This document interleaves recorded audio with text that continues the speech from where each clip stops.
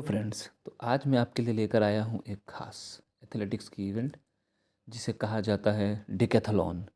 The decathlon ये एक ऐसा इवेंट है जिसमें एक ही एथलीट 10 डिफरेंट इवेंट में पार्टिसिपेट करता है और ये कंपटीशन सिर्फ और सिर्फ मेल्स के लिए होती है जिसे डिकैथलॉन कहा जाता है। ये इवेंट ट्रैक एंड फील्ड का एक पार्ट है। ट्रैक एंड फील्ड मतलब रनिंग और जंपिंग थ्रोइंग सब कुछ इसके अंदर आ जाती है। अब एक ही एथलीट 10 इवेंट में पार्टिसिपेट करेगा तो आप समझ सकते हो कि एक अल्टीमेट टेस्ट होगी उसकी वर्सेटैलिटी की, एंडोरेंस की और उसकी पोटेंशियल की। और ये एक बहुत ही टफ इवेंट होता है एथलेटिक्स के नज़रिए से। तो बात करते हैं कैसे ये इवेंट आया और कहाँ से आया, किस तरीके से आया। तो सबसे पहले इस इवेंट को डिफाइन करने के लिए हम इस इवेंट को दो पार्ट में डाला जाता है। 10 इवेंट 2 दिन के अंदर एक कंबाइंड इवेंट है जिसमें कि 10 ट्रैक एंड फील्ड इवेंट होती है। ये एक एथलीट की सारी ऑलराउंड एबिलिटी, उसकी speed, explosive power, throwing technique, endurance सब कुछ टेस्ट कर लेती है। और जो भी इसे जीतता है उसे ओलंपिक ओलंपिक डेकाथलॉन में उसे टाइटल दी जाती है, जिसको कि एक एक्सप्लोसिव स्ट्रेंथ भी चाहिए इसके लिए, क्योंकि उसे 1500 मीटर दौड़ना, उसके अंदर जो है सो एक एंड्योरेंस ही बहुत ज़्यादा चाहिए। तो जो भी इस टाइटल को जीतता है उसे जो है सो एक टाइटल मिल जाती है वर्ल्ड्स ग्रेटेस्ट एथलीट की। जो भी इसे जीतता है ओलंपिक में उसे तो वर्ल्ड्स ग्रेटेस्ट एथलीट की टाइटल दी जाती है। अब क्या क्या होता है इसके अंदर, कैसे आया हिस्ट्री से ये। तो सबसे पहले जब ये आया था तो सबसे पहले ये ग्रीस में ओलंपिक स्टार्ट हुई। उसके बाद जब स्टॉकहोल्म में ओलंपिक हुई थी तो उस समय पैंथोलॉन हुआ करती थी पहले। पैंथोलॉन के बाद जो है सो स्टॉकहोल्म ओलंपिक में, यानी जो 1912 स्टॉकहोल्म ओलंपिक आई थी, उसमें पहली बार इसको डेब्यू करवाया गया था। और उस समय जिम थॉर्पे, इन्होंने गोल्ड मेडल जीता था।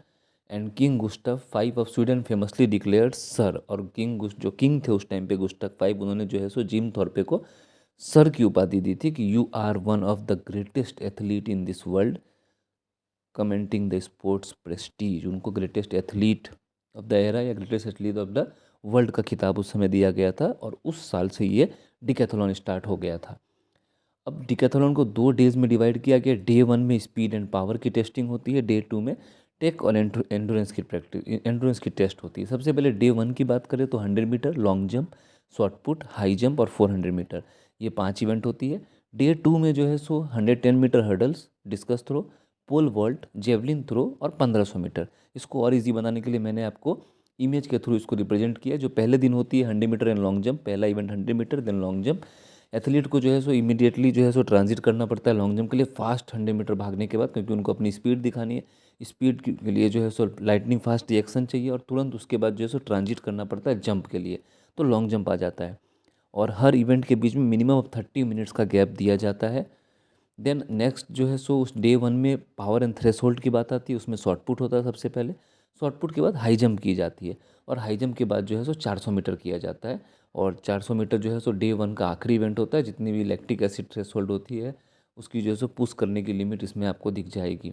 तो डे 1 में जो है सो ये 5 इवेंट हो गए। फिर आते हैं डे 2 में। तो डे 2 में जो है सो टेक्निकल प्रिसीजन चाहिए, क्योंकि पहला इवेंट होता है 110 मीटर हर्डल्स, जहाँ पे आपको टेक्निकलिटी दिखानी होती है अपनी बॉडी की, अपने लेग्स की मूवमेंट की।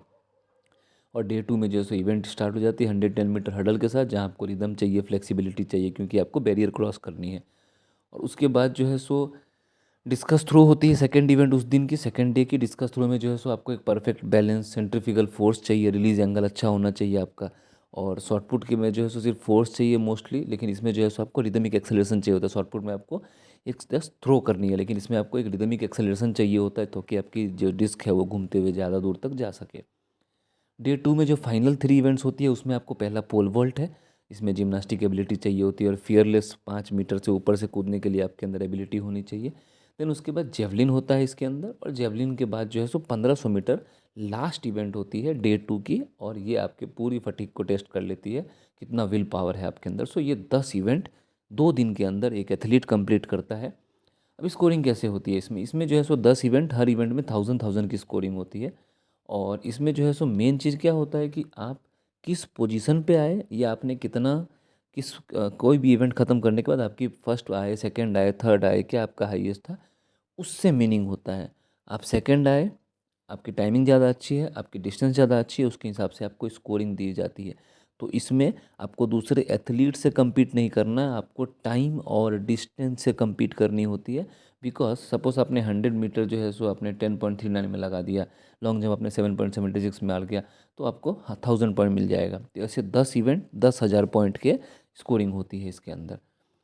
अभी अगर वर्ल्ड रिकॉर्ड होल्डर की बात करें तो केविन मेयर जो फ्रांस से हैं, इन्होंने जो 2018 में वर्ल्ड रिकॉर्ड बनाया था और 9126 इनका पॉइंट था, 9126। और अगर ओलंपिक रिकॉर्ड की बात करें तो 9018 जो है सो डेमियन वार्नर का स्कोर है, जो कि कनाडा से हैं। टोक्यो 2020 ओलंपिक में जो है सो ये बना था ओलंपिक रिकॉर्ड। सो ये वर्ल्ड रिकॉर्ड्स थे डिकैथलॉन के इवेंट में। So if you have any questions, feel free to ask. We will surely solve out all your questions, all your doubts. Thank you all of you for watching this video. Next video आपके कौन से event पे चाहिए ज़रूर comment करें, हम आपके लिए अगली वीडियो लेकर आएंगे। थैंक यू दोस्तों, मिलते हैं अगले वीडियो में।